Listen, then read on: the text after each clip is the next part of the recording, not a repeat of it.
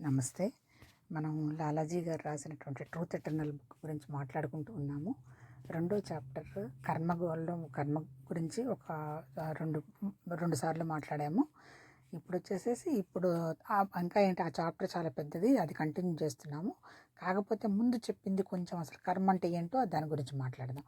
ఆయన ఏం చెప్పారు? కర్మ అనేది మొట్టమొదటి బేస్, అంతే కదా. శరీరం ద్వారా వ్యక్తమయ్యేది కర్మ. కర్మ అంటే యాక్షన్.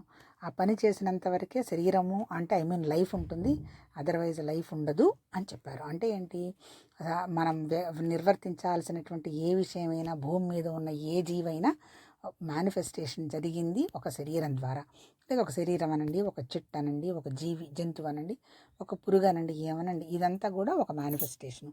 ఈ మేనిఫెస్టేషన్లో ముఖ్యంగా ఏముంది? ప్రాణం ఉన్నది. ప్రాణం అంటే లైఫ్ ఉంది. అంటే లైఫ్ ద్వారానే అది మేనిఫెస్టేషన్ జరిగింది, వ్యక్తమైంది. కానీ ఇది భౌతికంగా మనకు కనపడుతుంది. కానీ ఇది కనపడకుండా లోపల నడిపిస్తున్నది ఎవరు? లోపల ఒక మనస్సు, ఒక హృదయం ఉందని అన్నాడు. ఇది కాక మూడోది ఇంకోటి ఉందన్నారు. మూడోది ఏమంటాడు? ఒక విత్తనం, ఒక బీజం, ఒక జ్ఞానం, ఒక ఆత్మ, ఒక నేను, ఒక చైతన్యం. అంటే ఏంటి? మన శరీరాన్ని మనం ఉదాహరణగా తీసుకుందాము. శరీరం వచ్చింది, నా శరీరం ఉంది. నా శరీరం ఎందులో ఉంది? ప్రాణం ఉంది. ఈ ప్రాణాన్ని, శరీరాన్ని నడిపిస్తున్నది ఎవరు? నా మనస్సు నిరాకారం, జ్ఞానం నిరాకారం. సాకారం ఏంటి? భౌతికంగా కనపడుతున్నదే సాకారం. అంటే ఈ 3 లేయర్స్ కింద చెప్తారు, అంతే కదా. 3 లేయర్స్ ఏంటి? మనకు శరీరం తెలుసు, మనసు తెలుసు, నేను అని తెలుసు. నేను అనేది ఈ శరీరం చుట్టూనే తిరుగుతుంటూ మనని బాధిస్తూ ఉండిందనుకో, అప్పుడు మన మనస్సు ఒక బాడీని, షేప్ని పట్టుకున్నట్టు. అంటే ఏంటి? మనసు అనేది ఒక సబ్జెక్ట్ అయితే, బయట ఉన్నదాన్ని ఒక ఆబ్జెక్ట్ అనమాట. అంటే ఏంటి? నామన్ రూపాన్ని పట్టుకొని ఒక లిమిటెడ్ ఏరియాలో గనక ఉంటే దాన్ని మనసు అన్నారు. తర్వాత ఈ లిమిటెడ్ ఏరియా కనుక దాటి కొంచెం ఎక్స్పాన్షన్ అయిందంటే, అంటే కొంచెం అభివృద్ధి చెందిందంటే దాన్ని అంటే బ్రాహ్మణ్ అని అక్కడ మనం చదువుకున్నాం కదా. అభివృద్ధి చెందిన దాన్ని బ్రాహ్మణ్ అన్నారు. అంటే ఊరికి థింకింగ్ మన మనసు ఆలోచన చేయడము, మన శరీరం ద్వారా చిన్నగా పనిచేయడము. తర్వాత దేనికోసం? ఆ విత్తనం ఒకటి ఉంది. దానికి శంకరాచార్య గారు ఒక పాట ఉంది. ఏం పాట అది? ఒక స్ట్రాంజా ఉంది. మాయా కల్పిత దేశ కాల గగనాన్ని ఏదో ఉన్నది. కోర్స్ మనకు సంస్కృతం రాదు కదా. అంటే ఏంటి? ఈ మాయ ఎలాంటిదంటే, ఈ బీజం ఎలాంటిదంటే, దేశాన్ని, కాలాన్ని, వస్తువుని అన్నీ కూడా లేనిది ఉన్నట్టుగా అనుకుంటూ మనం అదే సత్యమని మన జీవితాలు వెళ్ళదీస్తున్నాం. అందుకని ఎప్పుడైతే అది సత్యం అనుకుంటున్నామో దానికి విపరీతమైన దుఃఖం. అల్టిమేట్గా ఆధ్యాత్మికంగా చెప్పింది ఏంటి? ఇదంతా జస్ట్ టెంపరీ. నువ్వు కనుక ఈ 3 లేయర్స్ కనుక దాటగలిగితే ఏంటి? ఫస్ట్ లేయర్ బాడీ, రెండో లేయర్ మనస్సు, మూడో లేయర్ వచ్చి కోరిక, అంతే కదా. జ్ఞానం అంటే ఎందుకుంది? శరీరం, ఆనందం ఉంది. నాకు అది ఇష్టం, నాకు ఇది ఇష్టం, వాళ్ళు మంచివాళ్ళు, వీళ్ళు చెడ్డవాళ్ళు, నేను ఇది బాధపడుతున్నాను అని ఈ కంప్లైంట్ నేచర్ కనుక మానేసి, ఇది మొత్తం ఒక ఇల్యూజను అని, ఇల్యూజన్ అని మనకు తెలుస్తూ ఉంటుంది. అందుకని దాన్ని ఇల్యూజన్గానే చూస్తూ, అంటే రిలాక్సింగ్గా కనుక మనం ఒక పని నిర్వర్తించుకుంటూ పోతే కనుక మనమే భగవతత్వంలో ఉన్నట్టు, మనమే బ్రాహ్మణన్ అని అన్నారు. అంటే ఏం చెప్పారు? జీవత్వం, భగవతత్వం, మూడోది వచ్చి పరమాత్మతత్వం. ఈ 3 ఎక్కడున్నాయి? అన్నీ మనలోనే. సపోజ్ ఇప్పుడు భగవత్ సృష్టిలో జరిగింది ఎవరు? నేను అమ్మాయిని. అమ్మాయికి బాధ ఏముంది? ఏం లేదు. విమెన్కి బాధ లేదు, అట్లాగే మ్యాన్కి బాధ లేదు. ఈయన తగిలించుకున్నటువంటి రిలేషన్స్ ఏంటి? ఏదో వైఫో, హస్బెండో, లేకపోతే మళ్ళీ పిల్లలో, అమ్మ, అత్తగారు, లేదా ఇటువంటివన్నీ కూడా ఈ క్రియేటెడ్ అంతా బాధ కలుగజేస్తాయి అన్నమాట. అంటే ఈ లిమిటెడ్ ఏరియా కింద ఉన్నంత వరకు జీవుడు కాదు. ఇదంతా కూడా ఏదో భగవతత్వం కోసం ప్రాసెస్ వచ్చింది, అది నడిచిపోతుంది, నాకు దైవత్వానికి ఇంత కూడా తేడా లేదు అని ఎప్పుడైతే నువ్వు అనుకుంటావో, నీ ద్వారా ఆనందం వ్యక్తం అవుతూ ఉంటుంది. ఆనందం వ్యక్తం అవుతుందంటే నువ్వు చేస్తున్న ప్రతి పని ఆనందంగా వ్యక్తం అవుతూ ఉంటుంది. నువ్వు ఎక్కడుంటే అక్కడ ఆనందంగా ఉన్నట్టు ఉంటుంది. అంటే ఒక పువ్వులాగా అనమాట. నేను పరిమళిస్తున్నాను, నాకు చాలా గొప్పతనం ఉందని పువ్వేం చెప్పదు కదా. అడవిలో ఉన్న పువ్వు దగ్గర నుంచి వాసన వస్తుంది, ఇలా అయితే ఇంకెక్కడన్నా మన తోటలో తీసుకొచ్చి పెట్టుకున్నా అది వాసన వస్తుంది. అంటే ఏంటి? భగవతత్వం అనేది అలా అంటే దానంతట అది సహజంగా న్యాచురల్గా జరుగుతున్న విషయం అనమాట. అది ఈ 3 ఎక్కడున్నాయి? ఇప్పుడు నేను భార్యని అనుకున్నంత వరకు లిమిటెడ్ కాదు. నేను విమెన్ అనుకున్నాను అనుకో, ఓకే, ఎంతసేపు పట్టింది నాకు అలా అనుకోవడానికి? ఒక సెకండ్ కూడా పట్టలేదు కదా. అంతే అదే చెప్తారు మనకు మహానుభావులు చెప్పిన వాళ్ళంతా. నువ్వు సత్యం తెలుసుకోవడానికి ఎక్కువ ఎక్కువ రోజు అక్కర్లేదు, నువ్వు ఒక్క సెకండ్లో తెలుసుకోవచ్చు. తెలుసుకున్న తర్వాత ఎవరు మళ్ళీ కిందకి రారు. అంటే ఏంటి, అది గ్రహించటమే అనమాట. ఆ గ్రహించటాన్ని జ్ఞానం అన్నారు కదా. మనం మనం ఆ వేదాల చాప్టర్లో చదువుకున్నది. అంటే ప్రతి చోట కూడా 3 శరీరాలు ఉంటాయి. స్థూలం ఉంటుంది, సూక్ష్మం ఉంటుంది, కారణం ఉంటుంది. స్థూలం వచ్చేమో మన భౌతిక శరీరం, సూక్ష్మం వచ్చేమో మన మనస్సు, మన హృదయము, ఆ తర్వాత కారణం వచ్చేమో ఒక విత్తనం, నేను అనేటువంటి ఒక ఐడెంటిటీ. ఎప్పుడైతే ఈ ఐడెంటిటీ తగ్గిపోతుందో అప్పుడు ఇప్పుడు మనం ఈగో అంటున్నాం కదా. ఈగో అంటే ఏంటి, ఈ ఆబ్జెక్ట్ మీద ఎక్కువ ఎవరికైతే వ్యామోహం ఎక్కువ ఉంటుందో దాన్ని ఫ్యాట్ అయ్యి అంటారు. అంటే ఏంటి, వాళ్ళ ఈగో చాలా స్ట్రాంగ్గా ఉంటుంది. ఎక్కడైతే నాకు ఇవన్నీ అవసరం లేదు, ఇంత సింపుల్గా నేను జీవించగలను అనేటువంటి ఆలోచన ఎవరికైతే ఉంటుందో వాళ్ళకంత ఈగో ఉండదన్నమాట. అంటే ఈగో అంటే ఏంటి, ఎక్కువ నాకు ఇది పోయింది, ఇది వచ్చింది, అది కొన్నాను, ఇవన్నీ కూడా ఈ లాభ నష్టాలు వేసుకుంటూ మెటీరియల్గా ఎక్కువ ఎవరైతే ప్రాసెస్ చేసుకుంటూ పోతారో వాళ్ళకి ఫ్యాట్ అయ్యి అంటారు. ఫ్యాట్ అయ్యి ఏంటంటే వాళ్ళ ఈగో చాలా స్ట్రాంగ్గా ఉంటుంది. ఈగో అంటే ఏం లేదు, మనసే. మళ్ళీ వాటిలో నుంచి తగ్గించుకుంటూ ఇది నాకు అవసరం లేదు, ఇది నాకు అవసరం లేదు, మళ్ళీ వద్దు అంటే మళ్ళీ కావాలనే ఫీలింగ్ ఎక్కడో కనపడుతుంది. అట్లా కాదు, నాకు అక్కర్లేదు, చాలు, ఇంకా అవసరం లేదు అని కనుక మనం రావడం జరిగితే ఈ ఫ్యాట్ అయి తగ్గిపోతూ ఉంటుంది. ఎప్పుడైతే ఫ్యాట్ అయి తగ్గిపోతూ ఉంటుందో నువ్వు ప్రపంచానికి కానీ ప్రపంచంలో ఉన్న వస్తువులకు కానీ వాడుకుంటావు. అవన్నీ వస్తువులే కదా, దానికే నష్టం లేదు. కానీ అవి లేకపోతే నేను లేను అని మానసికంగా విలువివ్వడం తగ్గించేస్తావు. ఎప్పుడైతే ప్రపంచానికి వాటికి మానసికంగా విలువివ్వడం తగ్గించావో ఆటోమేటిక్గా నువ్వు భగవతత్వంలో ఉన్నట్టే. నీలో నుంచి భగవతత్వం వ్యక్తపరుస్తూ ఉంటుంది. ఇప్పుడు ఈ టాపిక్లో ఈ మహానుభావుడు చెప్పింది ఇది. ఇంకా చాలా డీప్గా చెప్పున్నారు, అర్థం చేసుకుందాం. తర్వాత ఇంకేం చెప్పారు, ఇప్పుడు భూమి మీద ఉన్న ప్రతి జీవికి కూడా ఈ 3 శరీరాలు ఉన్నాయన్నారు కదా. ఇప్పుడు సపోజ్ ఖనిజాలు తీసుకుందాం. ఖనిజంలో మనకి కనపడుతుంది ఏది, ఒక ఖనిజం అంటే ఒక రాయో ఒక మినరల్లో కనపడుతుంది. దానికి సూక్ష్మ శరీరం దానికి ఉంది, కారణ శరీరం దానికి ఉంది. కారణం ఉండబట్టేగా భూమి మీద ఒక రూపంగా ఏర్పడింది. కాకపోతే ఈ 3 గ్రాసై అంటే పెద్దగా చైతన్యంగా వాటిని అవి కనుక్కునేంత స్థితిలో అవే ఉండవు. ఆ తర్వాత రెండోసి వచ్చి చెట్లు అంటే మొదటిసారి ఏం చెప్తాడు, దానికి ఉదాహరణ ఏం చెప్తాడు ఈ మహానుభావుడు, నిద్రపోతున్నప్పుడు పాలు తాగుతూ ఉన్నాడు అనుకో మనిషి, తాగుతున్నాడో లేదో కూడా తనకి లేచిన తర్వాత తనకేం తెలియదు అనమాట. అంటే అంత స్తబ్దుగా ఉంటుంది చైతన్యం, అంటే గ్రహించుకోలేదు. రెండోది వచ్చి చెట్లు చెప్తాడు. చెట్లలో కూడా స్థూల శరీరం ఉంది, మనకు భౌతికంగా కనపడుతుందిగా. సూక్ష్మ శరీరం ఉంది, దానికి ప్రాణం ఉంది. తర్వాత వచ్చి దానికి అది ఎందుకుందో దానికి ఒక కారణం ఉంది. కాకపోతే ఇక్కడ కూడా చైతన్యం ఎట్లా ఉంటుంది, పసిబిడ్డ పాలు తాగుతున్నట్టుగా ఉంటుంది. వాటికి తెలియదు కదా, ఆకలేస్తే ఏడుస్తుంది, సీసా పెట్టేస్తే తాక్కుంటూ పోతారు. అంటే ఇక్కడ కూడా చైతన్యం పెద్దగా గ్రహించుకునే స్థితిలో చెట్టు ఉండదు. అంతే కదా, పాపం చెట్టుని ఎవరైనా వచ్చి కొడుతుంటే నన్ను కొట్టకండి అని ఏమైనా శాపం పెడుతుందా, ఏం పెట్టదు పాపం, దానికి తెలియదు కాబట్టి. అంటే తెలుసు, అంటే అది వ్యక్తం చేయలేదన్నమాట. ఇంకా మూడోది వచ్చి జంతువుల్లో కూడా మనకు స్థూల శరీరం ఉంది, సూక్ష్మ శరీరం ఉంది, కారణం ఉంది. అంతే కదా, అవి తింటాయి, మళ్ళీ సృష్టి చేస్తాయి, అవి భయపడతాయి, మామూలుగానే ఉంటాయి. అట్లాగే తర్వాత మనుషుల్లో మనం ఉన్నాం కదా, మానవులో ఈ జీవుల్లో కూడా ఇదే పని. ఏంటి, 4 లక్షణాలు: ఆకలి, నిద్ర, భయం, మైథునం. ఈ 4 ఈ 4 స్థితుల్లో గనక ఉంటే మనిషి కాదు జంతువు లాంటి వాడేనని చెప్పి రాస్తాడు ఈ మహానుభావుడు. 4 కాదు ఇంకేదో ఉంది గనక ఆలోచన చేయగలిగినప్పుడు మాత్రమే మానవత్వంలోకి రావడం మొదలు పెడతాడు అంటాడు. దానికి చాలా అద్భుతంగా, ఇది అసలు చాలా అర్థం చేసుకోవటం కష్టం, ఇలా ఎలా రాశారా అని కొంచెం చదువుతూనే చెప్తాను. అంటే మన సొంతం కాదు అనుకోకుండా ఉండడానికి ముఖ్యంగా. ఆ తర్వాత ఇంకేం చేశారు, అంతే అంటే మామూలుగా ఈ 4 పనులే కనుక చేసుకుంటూ పోయేవాడిని మాత్రం జంతువు కిందనే పరిగణిస్తారు తప్ప ఆయనకి మానవుడిగా ఉండడానికి అవసరం లేదు అన్నట్టు చెప్తాడు. తర్వాత ఇంకేం చెప్తారు ఆయన, ఎవరైతే అహంకారానికి బానిసలుగా, గురువుకు బానిసలుగా, తర్వాత సెన్సరీ ప్లెజర్స్కి అంటే ఇంద్రియాలకు సంబంధించినటువంటి కోరికలకి బానిసలుగా ఎవరైతే ఉంటారో వాళ్ళని జంతువులుగానే కన్సిడర్ చేయాలి అని చెప్పారు. అంటే ఆయన ఉద్దేశం ఏంటి, ఈ 4 అంటే ఏంటి, ఆకలి, భయము, నిద్ర, మైథునం, ఈ 4 జంతువు లక్షణాలు. అంతే కదా, జంతువులు తింటున్నాయి, జంతువులు సృష్టి చేస్తున్నాయి, జంతువులు భయపడుతున్నాయి, జంతువులు నిద్రపోతున్నాయి. మనం ఏం చేస్తున్నాము, మనం ఈ 4 డెఫినెట్గా మనము 4 అవే చేస్తున్నాం. ఇంతకంటే ఏదన్నా ఉందని ఏమన్నా మనం ఆలోచన చేస్తున్నామా, ఆలోచన చేయడం కనుక జరిగితే మనుషుల కిందకు వస్తారు అంటాడు. తర్వాత ఇంకా ఈయన ఏమంటాడు, ఈ స్లేవ్ అంటే ఈయన చెప్పదలుచుకుంది ఏంటి, ఈవెన్ గురువు దగ్గరికి గురువునాథ who are slaves to the ego, అహానికి ఎవరైనా బానిసలు, అట్లాగే గురువుకి బానిసలుగా ఉంటారో, ఆ తర్వాత ఇంద్రియాలకు బానిసలుగా ఉంటారో వాళ్ళని యానిమల్స్ అన్నారు. సరే వీళ్ళందరికీ యానిమల్స్గా ఉంటాం తప్పలేదు. గురువుకు బానిసలు అని అంటాడేంటి? ఎందుకు గురువుకు బానిసలు అంటారు అంటే, మనం ఒక చోటకి వెళ్ళేటప్పుడు మన ఈ 4 కోరికల కోసమే వెళ్ళామనుకో, అంటే మన అహం కోసం వెళ్ళాం. అంటే ఇందాక చెప్పాను కదా, ఈ ఫ్యాట్ ఐ అనమాట. ఏం ఆబ్జెక్ట్స్ ఎక్కువయ్యే కొద్దీ మన ఐ యొక్క కెపాసిటీ పెరుగుతూ ఉంటుంది. అది ఈగో అంటే. ఈగో అంటే వేరే ఏం లేదు. కోరికలు ప్రపంచానికి సంబంధించిన కోరికలు ఎవరికి ఎక్కువగా ఉంటాయో వాళ్ళని ఈగోయిస్టులు అంటారు. అంతకంటే ఇంకేం. ఎప్పుడైతే ఆ ఈగో ఉంటుందో వాళ్ళకి ఏమొస్తుంది?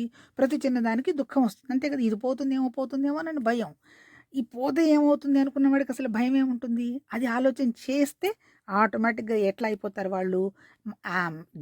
యానిమల్స్ నుంచి మానవ జాతికి వస్తాడు అంటాడు.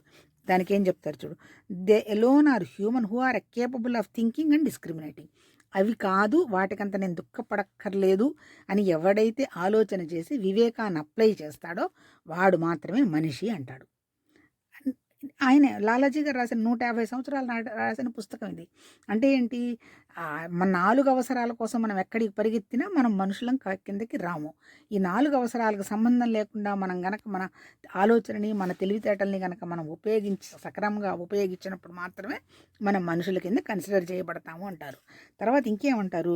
ఈ తర్వాత మనం ఇప్పుడు దేవుణ్ణి పూజిస్తాం కదా, ఈ దేవుణ్ణి పూజించేటప్పుడు దేవుడు పాయింట్ ఆఫ్ వ్యూలో గనక మనం పూజ చేస్తే, మన సెల్ఫ్ పాయింట్ ఆఫ్ వ్యూకి వదిలిపెట్టేసి దేవుడు పాయింట్ ఆఫ్ వ్యూలో గనక మనం పూజ చేస్తే మనని విష్ణువే రుద్రుడిగా వచ్చి మన ఇబ్బంది పెడతారు అని అంటాడు. ఇక్కడ చెప్పింది ఏంటి అంటే, ఇప్పుడు మనం అక్కడికన్నా ఏదన్నా వస్తుంది అని పోతున్నామా, లేకపోతే మన సెల్ఫ్ కోసం మనం అంటే సెల్ఫ్ అంటే నన్ను నేను తెలుసుకోవడం కోసంగా వెళ్తున్నామా అని. అంటే ఇప్పుడు మనం పూజ చేసేది ఎందుకు? నన్ను నేను తెలుసుకోవడం కోసం చేస్తున్నానా అని గనక చేస్తే నువ్వు ముందుకెళ్తున్నట్టు లెక్క.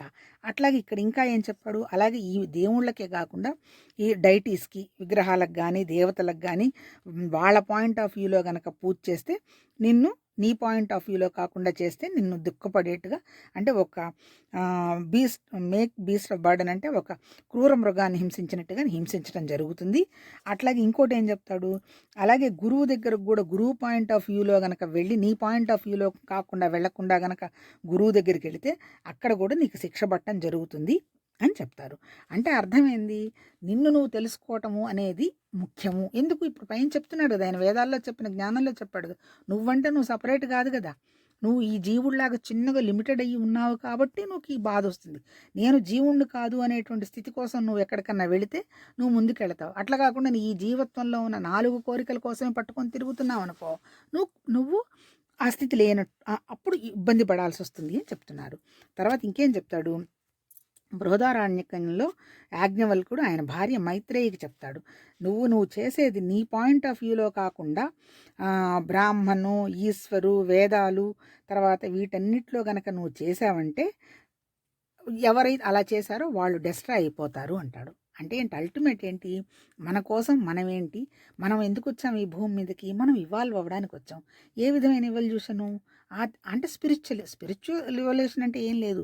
ఈ లిమిటెడ్ ఏరియా నుంచి ఎక్స్పాన్షన్ ఏరియాకి వెళ్ళడానికి కావాల్సిన శక్తి మనలో ఉంది, ఆ చైతన్యం ఉంది. ఆ చైతన్యాన్ని మనం అభివృద్ధి చేయాలి. చేయాలి అంటే ఈ చిన్న ఏరియాలో నుంచి మనం బయటపడాలి. అది చెప్పింది.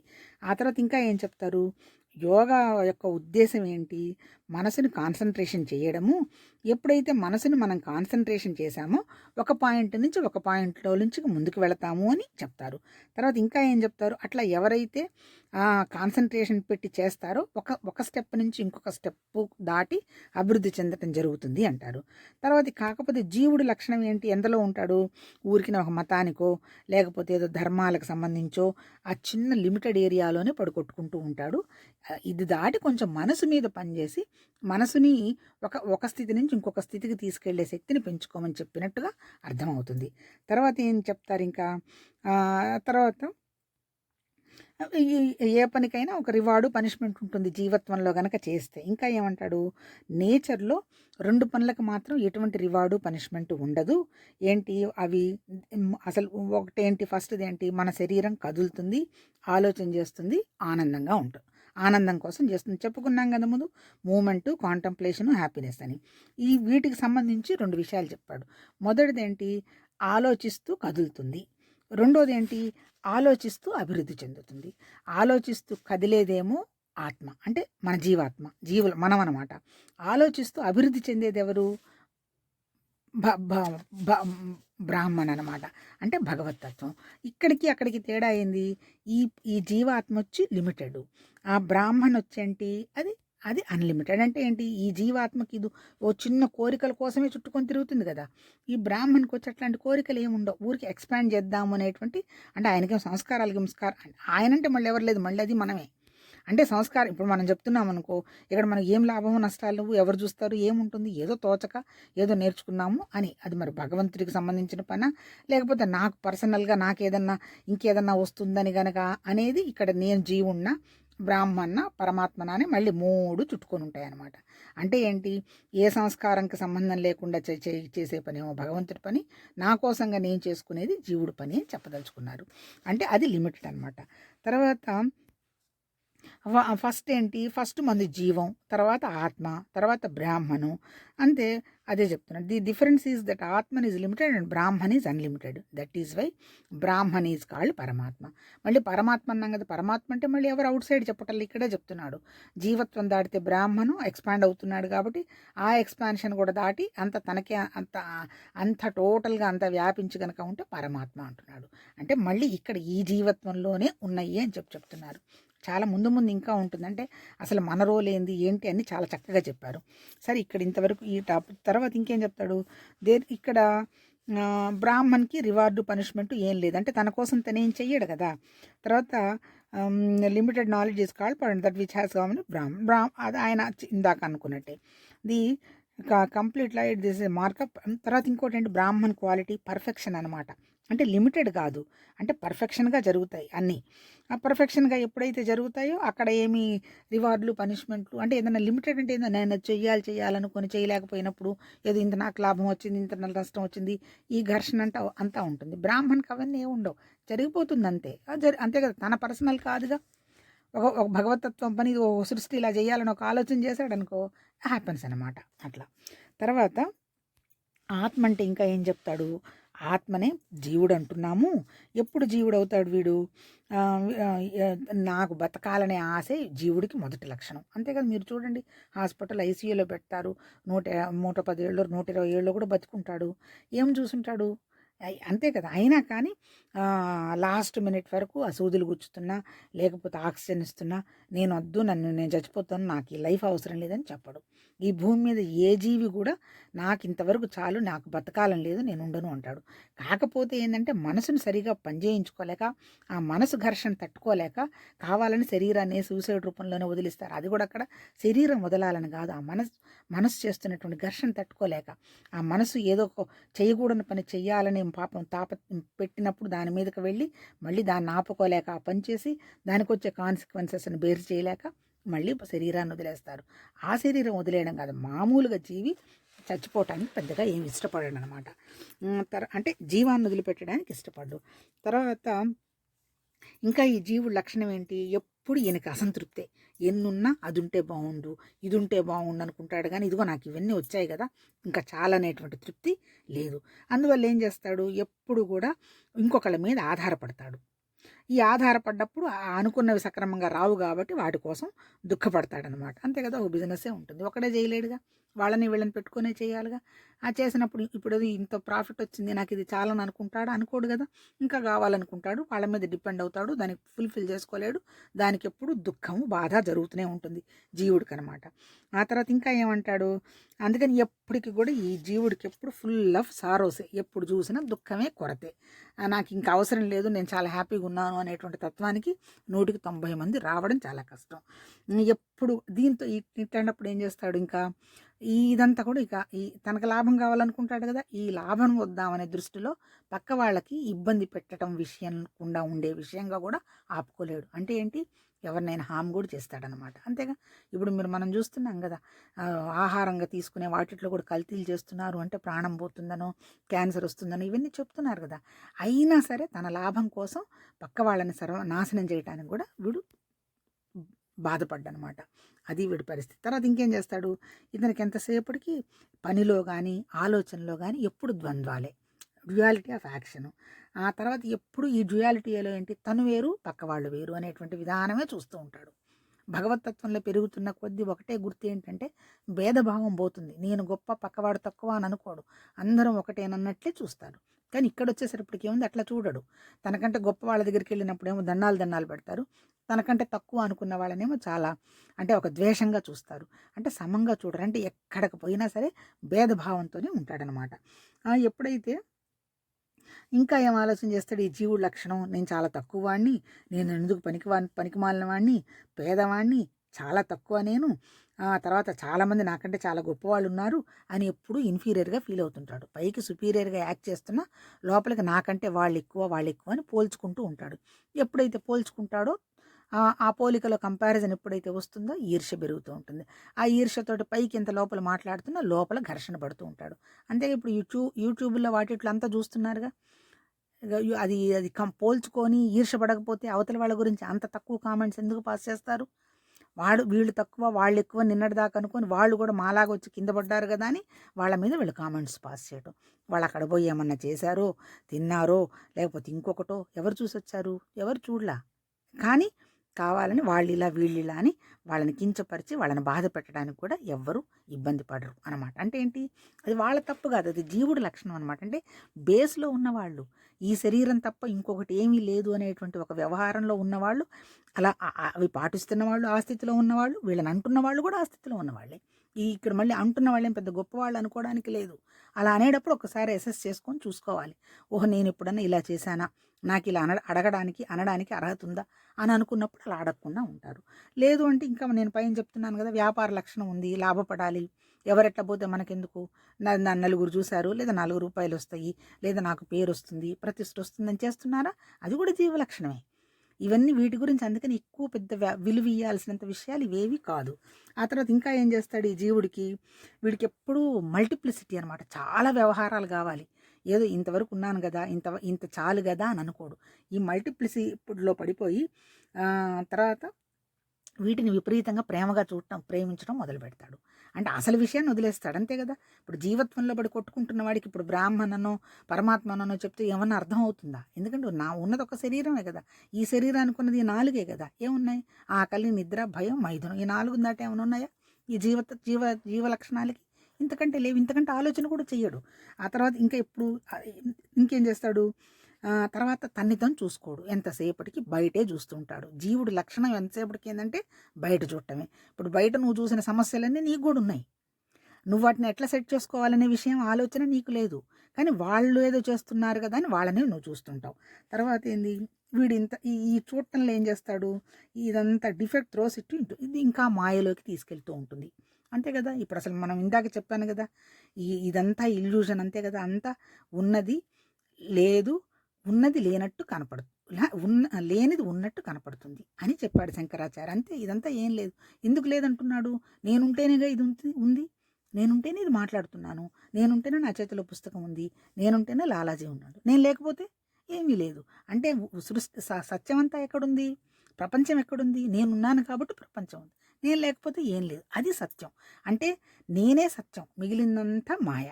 మరి కానీ ఆ విషయాన్ని ఏం చేస్తాడు వీడు, ఆ విషయం తెలియదుగా జీవుడికి, ఉన్నదంతా తనకు కనిపిస్తే ఇల్యూజన్ అంతా ఇదే సత్యం అనుకుంటూ చూస్తూ ఉంటాడనమాట. తర్వాత అది లక్షణం, జీవుడి లక్షణం అది. తర్వాత ఎంతసేపటికి బయట చూడటమే తప్ప తన్ని తను చూసుకోవటం, లోపల చూడటం అనేటువంటి విశ్లేషణ అనేది లేదు. ఆ తర్వాత ఎట్లా ఉంటుంది ఈ బయట చూడటం అనేటువంటి పరిస్థితి వల్ల, పాపం ఒక వర్షంలో నుంచి బయటపడిన వాడు ఆ వర్షంలో తడుస్తూ లోపలికి రాలేడు, ఆ బయట వర్షంలో ఉండలేడు. అలా ఆ పరిస్థితి ఉంది మంది కూడా, అంతే కదా. బయట జరుగుతున్నది అంత నిజమా తెలీదు, లోపలికి వెళ్ళాలనే విషయమూ తెలీదు, అంత గడబిడ లోపలంతా రకరకాల విండోస్ అన్నీ ఓపెన్ అయ్యి, ఏంటి రకరకాల విండోసు, ఆస్తులు ఒక విండో, బంధువులు ఒక విండో, పేరు ప్రతిష్టలు ఒక విండో, ఇంతకంటే ఏమున్నాయి. తర్వాత ఏంది, నేను చదువుకుంటుంది చేస్తున్నది కరెక్టా కాదా అని మళ్ళీ సబ్జెక్టు గురించి ఇంకొక విండో. ఈ విండోస్ అన్నీ ఓపెన్ అయ్యి మనసంతా గందరగోళమై వర్షంలో ఇల్లు దొరక్క తిరుగుతున్న మనిషిలాగా మనుషులం మన జీవులమంతా తిరుగుతున్నాము అంటాడు.